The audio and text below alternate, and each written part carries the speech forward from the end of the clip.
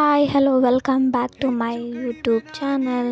ಇವತ್ತಿನ ಅಡುಗೆ ಏನಪ್ಪ ಅಂದರೆ, ಮಕ್ಕಳು ಸರಿಯಾಗಿ ಊಟ ಮಾಡ್ತಾಯಿಲ್ಲ ಅಂದರೆ ಅಥವಾ ಸ್ನ್ಯಾಕ್ಸ್ ಆಗಿ ಕೊಡ್ಬೋದು.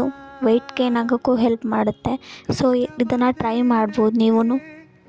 ಸೊ ಮೊದಲಿಗೆ ಡ್ರೈ ಫ್ರೂಟ್ಸ್ನೆಲ್ಲ ಎತ್ತಿಟ್ಕೊಂಡಿದ್ದೀನಿ. ಮಖಾನ, ದ್ರಾಕ್ಷಿ, ಗೋಡಂಬಿ, ಪಿಸ್ತಾ ಎಲ್ಲ ಥರದ್ದು ಸೇರಿಸ್ಕೊಂಡು ಹುರಿದು ಇಟ್ಕೋಬೇಕು ತುಪ್ಪದಲ್ಲಿ. ಆಮೇಲೆ ಮೇಯ್ನಾಗಿ ಮೊದಲಿಗೆ ರಾಗಿ ಮೊಳಕೆ ಕಟ್ಟಿದ ಹಿಟ್ಟನ್ನ ನಾವು ರೆಡಿ ಮಾಡ್ಕೊಂಡಿರಬೇಕು.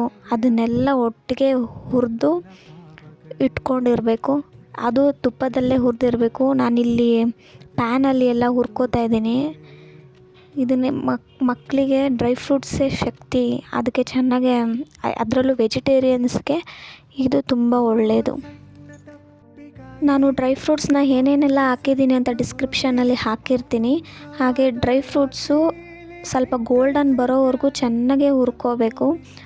ಅದಾದಮೇಲೆ ಡ್ರೈ ಫ್ರೂಟ್ಸ್ನೆಲ್ಲ ಎತ್ತಿಟ್ಕೊಂಡು ಹುರಿದಾದ್ಮೇಲೆ ರಾಗಿ ಹಿಟ್ಟು ಅಂದರೆ ಮೊಳಕೆ ಕಟ್ಸಿಟ್ಟಿರೋ ಹಿಟ್ಟನ್ನು 2 ಸಲ ಜರಡಿ ಮಾಡಿ ಅದನ್ನು ಹುರಿದಿಟ್ಕೋಬೇಕು ಹಸಿ ವಾಸನೆ ಹೋಗೋವರೆಗೂ.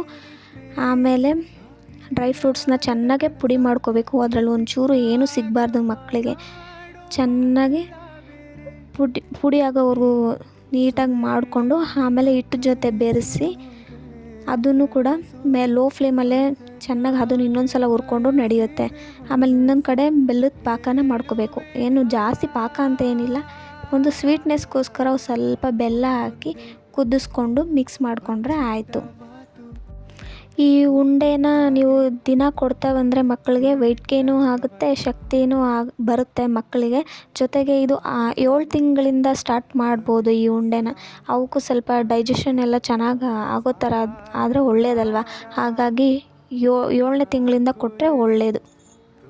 ಈಗ ಪುಡಿ ಮಾಡಿರೋ ಡ್ರೈ ಫ್ರೂಟ್ಸ್ ಮತ್ತು ರಾಗಿ ಹಿಟ್ಟು ಎಲ್ಲ ಸೇರಿಸಿ ಬೆಲ್ಲದ ಪಾಕ ಹಾಕಿ ಒಂದು ಉಂಡೆ ಥರ ಕನ್ಸಿಸ್ಟೆನ್ಸಿ ಬಂದಮೇಲೆ ನೀಟಾಗಿ ಅದನ್ನು ಜೋಡಿಸಿ ಆಮೇಲೆ ಅದು ತಣ್ಣಗಾದಮೇಲೆ ಒಂದು ಬಾಕ್ಸಲ್ಲಿ ಸ್ಟೋರ್ ಮಾಡಿಟ್ರೆ ಓಕೆ. ಇಲ್ಲಾಂದರೆ ಬೂಸ್ಟ್ ಬಂದುಬಿಡುತ್ತೆ. ಹಾಗಾಗಿ ಸ್ವಲ್ಪ ಉಂಡೆ ಕಟ್ಬಿಟ್ಟು ಸೈಡಲ್ಲಿ ಇಟ್ಟು ಬಿಸಿ ಬಿಸಿ ಕಟ್ಟಿರ್ತೀವಿ. ಹಾಗಾಗಿ ಮಕ್ಕಳಿಗೆ ಸಂಜೆ ಸ್ನ್ಯಾಕ್ಸ್ ಥರ ಕೊಡ್ಬೋದು. ಊಟ ಮಾಡಲಿಲ್ಲ ಅಂದರೆ ಒಂದು ಉಂಡೆ ಕೊಡ್ಬೋದು. ಈ ವಿಡಿಯೋ ನಿಮ್ಗೆ ಇಷ್ಟ ಆಗಿದೆ ಅಂದ್ಕೊಳ್ತೀನಿ. And don't forget to subscribe. ಯಾರೆಲ್ಲ ನ್ಯೂ ಮಾಮೀಸ್ ಆಗಿದ್ದಾರೆ ಅವ್ರಿಗೆಲ್ಲ ಶೇರ್ ಮಾಡಿ ವಿಡಿಯೋಸ್ನ. Thank you for watching.